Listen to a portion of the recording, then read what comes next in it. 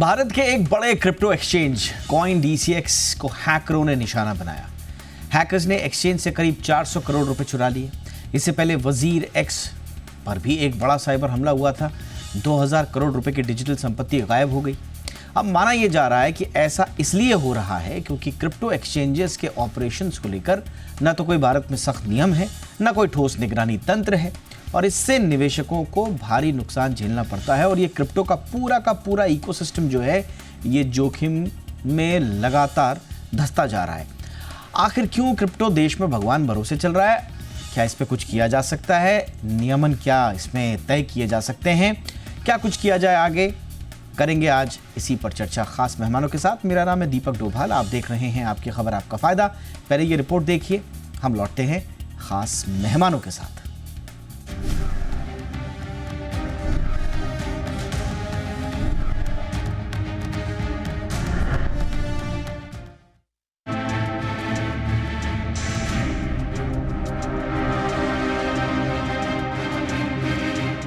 अगर आप crypto currency या डिजिटल कॉइन में निवेश करते हैं तो सावधान हो जाइए, क्योंकि हैकर्स लगातार क्रिप्टो एक्सचेंज को निशाना बना रहे हैं। इस बार हैकरों ने भारत के सबसे बड़े क्रिप्टो एक्सचेंज कॉइन डीसीएक्स पर एक बड़ा साइबर हमला किया है। इस हमले में हैकर्स ने करीब $44 मिलियन यानी करीब 380 करोड़ रुपए की चोरी की है। यह हमला शनिवार 19 जुलाई को हुआ, जब हैकर्स ने कंपनी के एक अतिरिक्त ऑपरेशनल अकाउंट को निशाना बनाया। कॉइन डीसीएक्स के सीईओ सुमित गुप्ता ने खुद इस घटना की पुष्टि की है। उन्होंने इस घटना पर सफाई देते हुए कहा कि ग्राहकों के सभी फंड्स 100% सुरक्षित हैं और पूरी तरह से एक्सेसिबल हैं। कंपनी ने इस घटना को तुरंत कंटेन और आइसोलेट कर लिया है। सिर्फ इंटरनल ऑपरेशनल अकाउंट्स प्रभावित हुए हैं, जिसका इस्तेमाल लिक्विडिटी प्रोविजनिंग के लिए होता था। यूजर्स पर उसका कोई असर नहीं हुआ है। ट्रेडिंग और आईएनआर विड्रॉल पूरी तरह चालू है। कॉइन डीसीएक्स की टीम ग्लोबल साइबर एक्सपर्ट और सर्टिन के साथ मिलकर जांच कर रही है।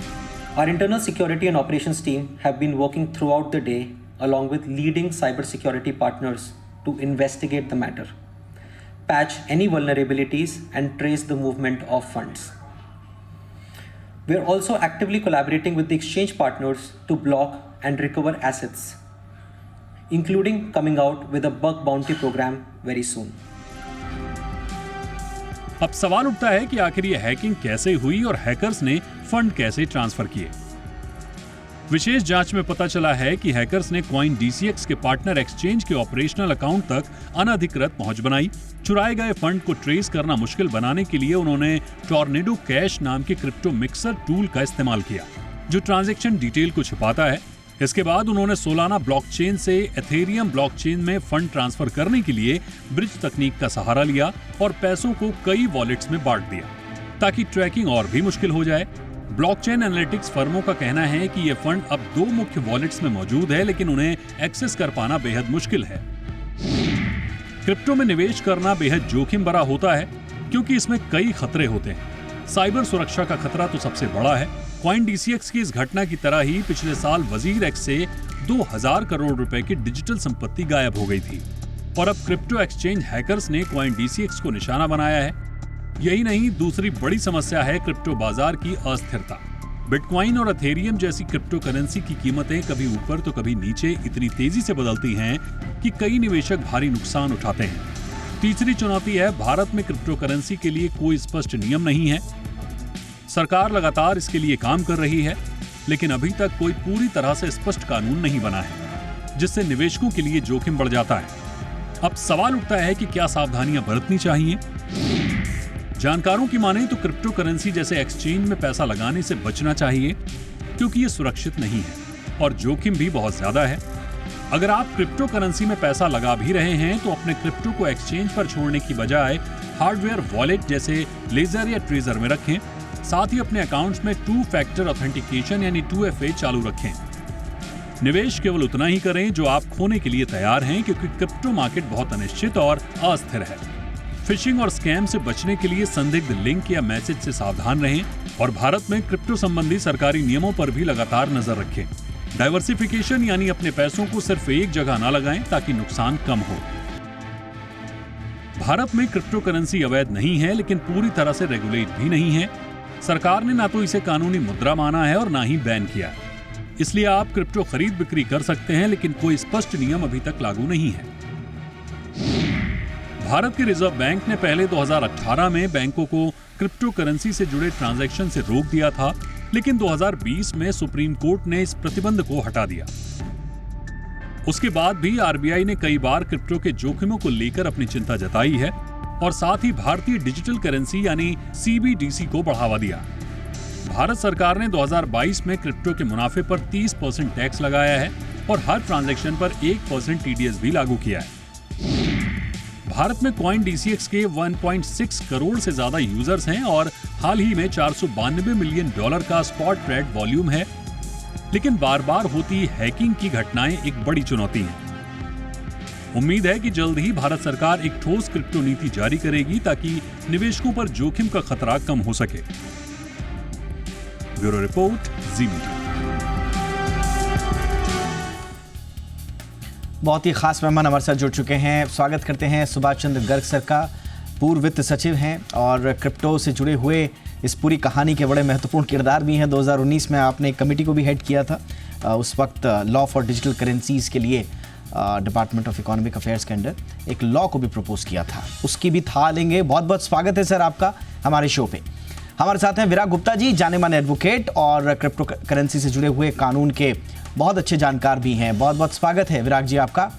हमारे साथ हैं पीएम मिश्रा सर, जाने माने एडवोकेट हैं और क्रिप्टो लीगल एक्सपर्ट भी हैं। मिश्रा जी बहुत बहुत स्वागत है आपका भी हमारे शो पे। गर्ग सर, चर्चा की शुरुआत आपसे ही कर रहा हूँ। मुझे तो लगता है कि बहुत कुछ आपने अपने आर्टिकल के माध्यम से भी देश के सामने रखा है। थोड़ा इस केस में सर कहाँ पे चूक हुई है और क्या क्या सीख मिल रही हैं, ज़रा इस बारे में बताइए सर। देखिए दीपक, सबसे बड़ी समस्या ये है कि हमारी जो पॉलिसी मेकर्स हैं, जो हमारे कानून बनाने वाले हैं, जो रेगुलेटर्स हैं, वो इस क्रिप्टो असेट्स को रिकग्नाइज ही नहीं करते। वो ये नहीं जानते, ये नहीं चाहते कि इसको किसी भी तरह से कानूनी रूप से लीगलाइज किया जाए, रेगुलेट किया जाए, ताकि लोग इसमें, क्योंकि अगर आप रेगुलेट करेंगे, कानून बनाएंगे, तो उसके बाद व्यवस्था बनती है। आपको जस्ट मैं कंपैरिजन के लिए बताऊं कि हमारे यहाँ पे जो स्टॉक एक्सचेंजेस हैं आज, उनको काफ़ी दुनिया भर में अच्छे स्टॉक एक्सचेंजेस के रूप में जानते हैं, स्पेशली एनएसई के आने के बाद। लेकिन 1954 से पहले हमारे देश में कोई स्टॉक मार्केट के रेगुलेशन का कानून भी नहीं था। और जो बॉम्बे स्टॉक एक्सचेंज कई साल पहले बना था, वो, और कैलकाटा एक्सचेंज और दूसरे एक्सचेंजेस बने थे, वो सब अनरेगुलेटेड तरह से काम करते थे। तो वहाँ पे भी बहुत सारे घपले होते थे, बहुत सारे परेशानियाँ होती थी।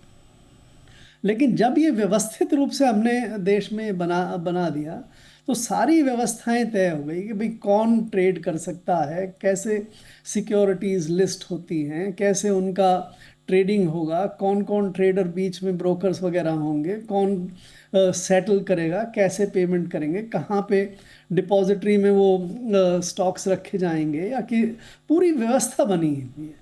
और इस व्यवस्था में इतने क्रॉस चेक्स हैं एक दूसरे के लिए कि उसमें फिर हैकिंग करना या उसमें गड़बड़ करना बहुत कम हो जाता है।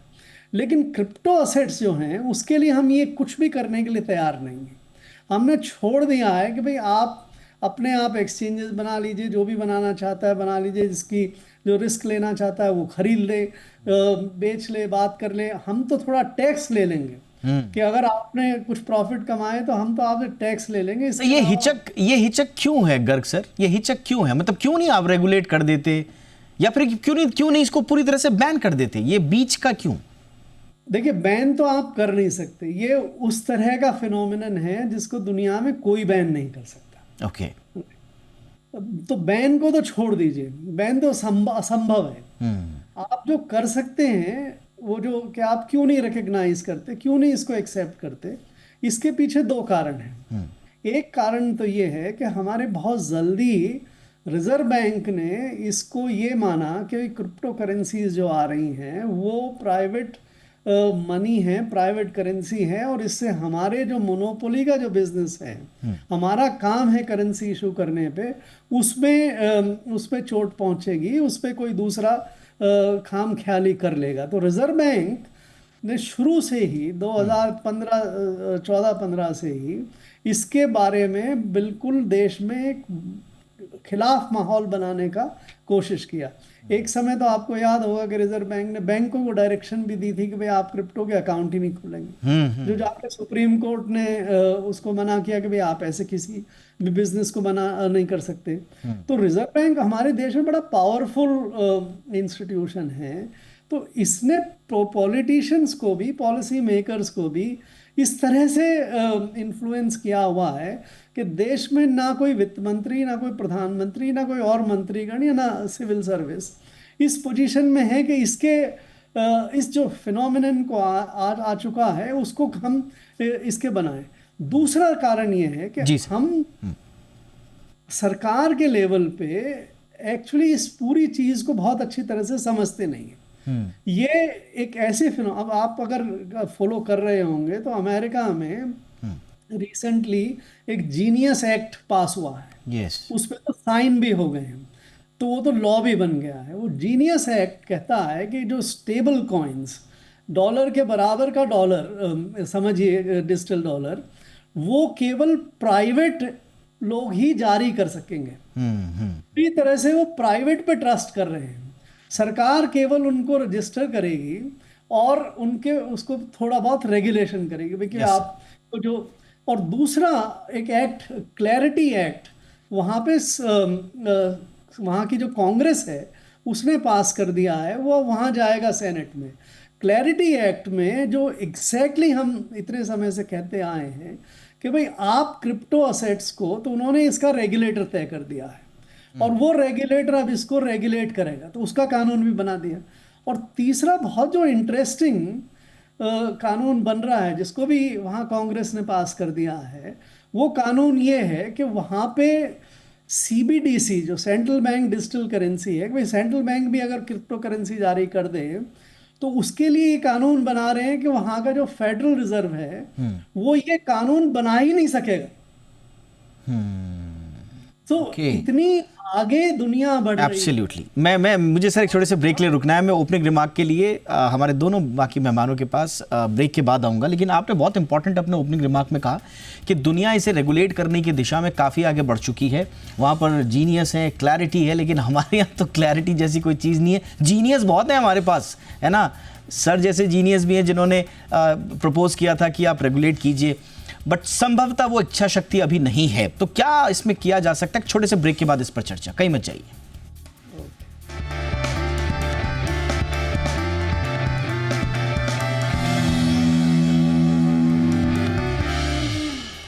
ब्रेक के बाद स्वागत है आपका। विराग गुप्ता जी के पास चलते हैं। विराग जी, देखिए संयोग, इस देश में जिस समिति ने ब्लॉकचेन आधारित क्रिप्टो परिसंपत्तियों के लिए कानूनी आधार प्रस्तावित किया था, उसके तब के जिन्होंने नेतृत्व किया वो आपके साथ बैठे हैं, गर्ग सर, और तब से लेकर आज तक आप सोचिए 19 में हम लोगों ने प्रपोज कर दिया था, लेकिन अभी तक हमने हिम्मत नहीं दिखाई कि कम से कम हम परिभाषा तो तय कर दें। उसकी नियमन तो छोड़ दीजिए, परिभाषा तक तय नहीं हो पाई है। स्थिति ये है। तो विराग जी, अब सवाल नहीं है आपके लिए, बस मैं तो कहूँगा मंच ओपन है आपके लिए। बताइए कहाँ कहाँ क्या क्या गड़बड़ियाँ हैं सर। गर्ग साहब ने सारी बातें स्पष्ट कर दी और मैं उनसे पूरी तरह से सहमत हूँ। सिर्फ एक बात से सहमत नहीं हूँ कि जब वो बोलते हैं कि शायद सरकार को समझ नहीं है, तो इसके लिए हमें कानून या संविधान की बजाय श्री लाल शुक्ल के राग दरबारी के पुस्तक के पेजों को पलटना पड़ेगा और उससे पता चल जाएगा कि हमारे सिस्टम को, हमारे नेताओं को, हमारे अफसरों को सब कुछ समझ है, लेकिन वो क्या करना चाहते हैं, क्या नहीं करना चाहते हैं। इसलिए अगर किसी काम को नहीं करते हैं, इसका मतलब नासमझी नहीं है, वो जानबूझ करके उस चीज़ की अवहेलना कर रहे हैं। अब क्रिप्टो की बात कितनी महत्वपूर्ण है, इसको इस बात से समझें क्या संसद में ऑपरेशन सिंदूर पे चर्चा हो रही है, कितने जेट गिरे उस पे चर्चा हो रही है, लेकिन इस बात पे चर्चा नहीं हो रही है कि अमेरिका ने पहले अफगानिस्तान को साउथ ईस्ट एशिया की उसका एक ड्रग्स की कैपिटल बनाया और अब पाकिस्तान को क्रिप्टो की कैपिटल बनाई जा रही है। और क्रिप्टो ट्रंप की वजह से उस पूरे ऑपरेशन सिंदूर को खत्म करने में एक बहुत बड़ी मदद मिली। उसके पीछे क्या लेन देन थे उसके दूसरी चीज़ें आएंगी। अब अगर हम भारत में बात करें तो इसको इस तरह समझें कि पुरानी जीटी रोड है और जिसमें कोई नहीं चलता है, लेकिन हमने उसमें पूरी तैनाती सिस्टम की, सीआरपीएफ की, रिजर्व बैंक की, उस जीटी रोड में तैनाती कर रखी है और एक नया एक्सप्रेसवे बना है जिसमें क्रिप्टो जैसे लोग जो है बेधड़क यात्रा कर रहे हैं। न उनको जीएसटी देनी पड़ती है, न उनके ऊपर रेगुलेशंस लागू होते हैं, न उनके लिए कानून बनते हैं। और ये भारत की सार्वभौमिक जो हमारा संविधान है उसकी सरासर अवहेलना है।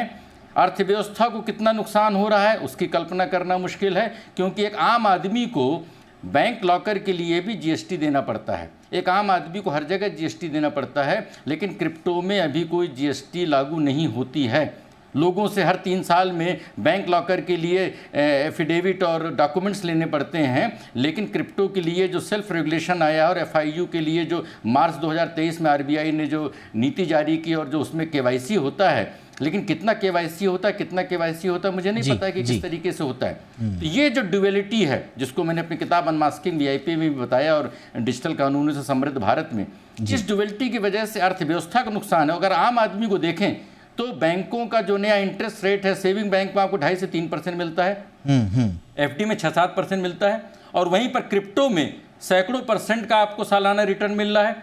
तो लोग इस और आखिरी बात 2013 में रिजर्व बैंक ने बोला था, एडवाइजरी जारी की थी कि क्रिप्टो की वजह से मनी लॉन्ड्रिंग, हवाला, अपराध, ड्रग्स, इन सब का कारोबार बढ़ रहा है, जिसके पूरे प्रमाण हैं। इसके बावजूद अगर सरकार इस पर नियंत्रण नहीं कर रही है, इसका मतलब कि ये पूरे हमारे सिस्टम की विफलता है। एब्सोल्युटली, लेकिन इसे स्वीकार तो करे कोई।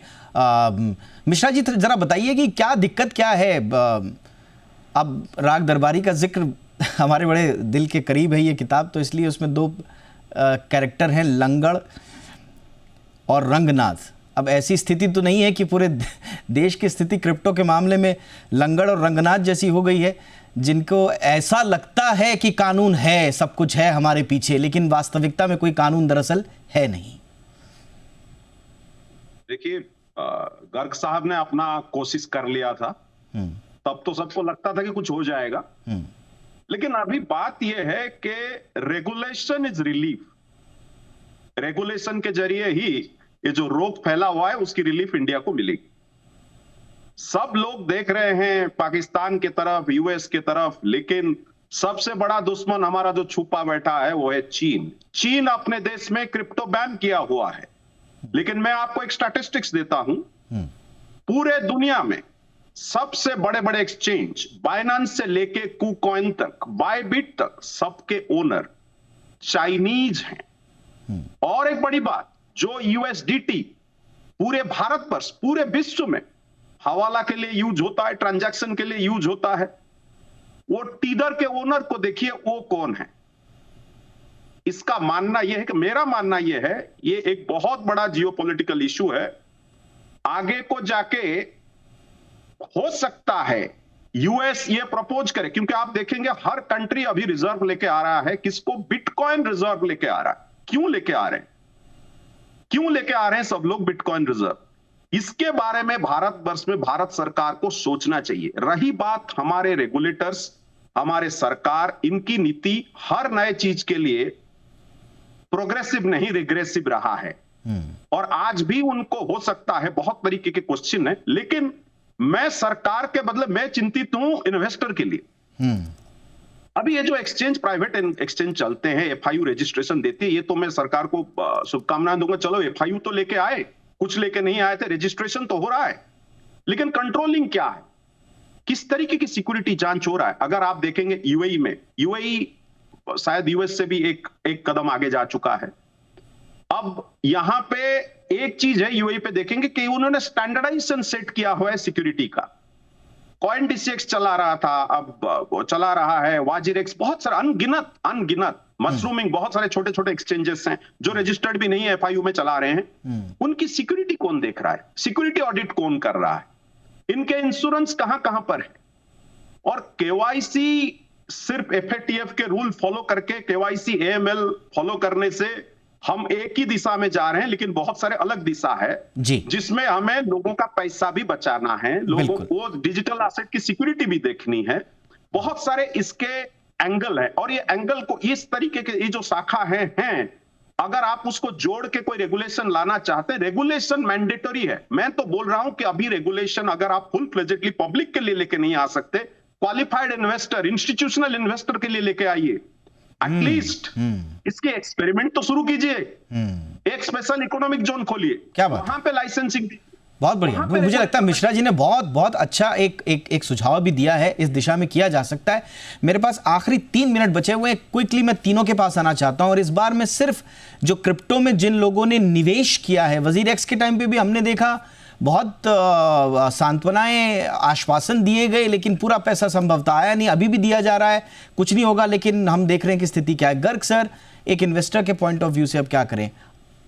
अपने ही जोखिम पे आगे बढ़ा जाए क्या? जो अभी इन्वेस्ट कर रहे हैं वो बड़े ब्रेव हार्ट से हैं, मतलब वो ही इन्वेस्ट कर सकते हैं यहाँ पे, और या हमारी जो नई जनरेशन है जो इसके साथ एक्सपेरिमेंट करना चाहती है, उसके अलावा कोई नहीं।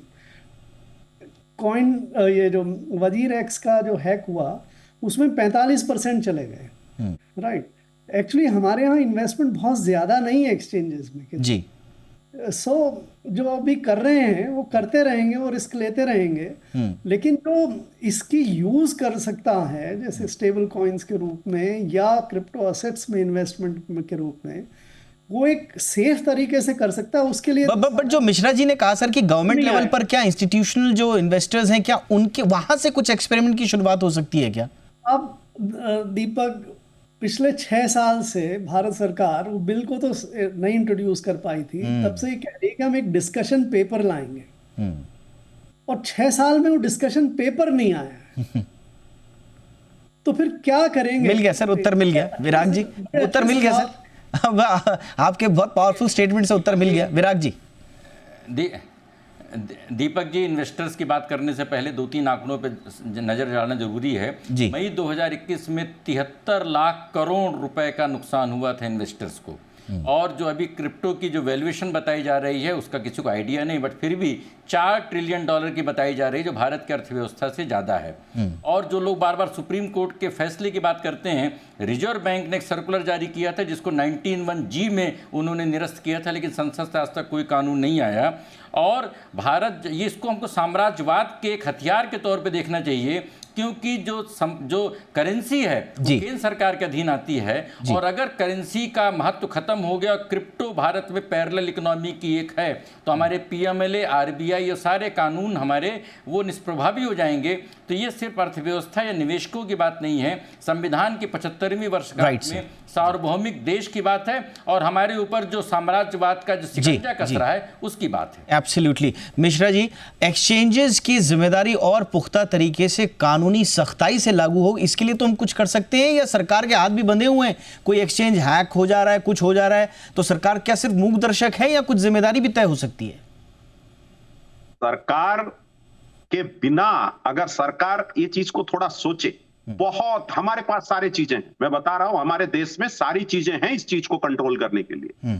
सिक्योरिटी ऑडिट करिए, रिजर्व देखिए, जितने ओनर्स हैं, जिनको AML KYC के लिए जो जिम्मेदार हैं, उन लोगों को जिम्मेदार ठहराइए, और एक पुख्ता रेगुलेशन, एक डिपार्टमेंट खोलिए इसी चीज के लिए। हमारे पास आई गेमिंग और क्रिप्टो करेंसी, ये दोनों के लिए हम रेगुलेशन ला सकते हैं, एक और लाना चाहिए। नहीं तो जिस तरीके से अभी जा रही है हमारे इकोनॉमी से जो पार्ट बाहर जा रहा है, हुमंगस अमाउंट, छोटा मोटा अमाउंट नहीं है, हर दिन जा रहा है, और ये जाता रहेगा। और हम सिर्फ रिक्वेस्ट कर सकते हैं गवर्नमेंट को, और क्या कर सकते हैं? नहीं, आपने एक महत्वपूर्ण बात बोली कि अगर सरकार चाहे तो किसी कानून, ठीक है, कानून जब बनेगा तब बनेगा, उसमें कौन कौन सी अड़चने हैं हम सब समझ रहे हैं, आप लोगों की चर्चा के बाद हमें सब समझ में आ रहा है, बट कम से कम कुछ दिखाने के लिए आपके पास जो मौजूदा कानूनी प्रावधान है उसके तहत तो आप कुछ कीजिए। इसी उम्मीद के साथ कि इस दिशा में कुछ ठोस कदम आगे बढ़ाए जाएंगे। वक्त इतना ही, आप तीनों का बहुत बहुत धन्यवाद। Thank you so much Mishra ji, Gupta sir, Garg sir, thank you so much आप तीनों का वक्त निकालने के लिए। शो में इतना ही, नमस्कार।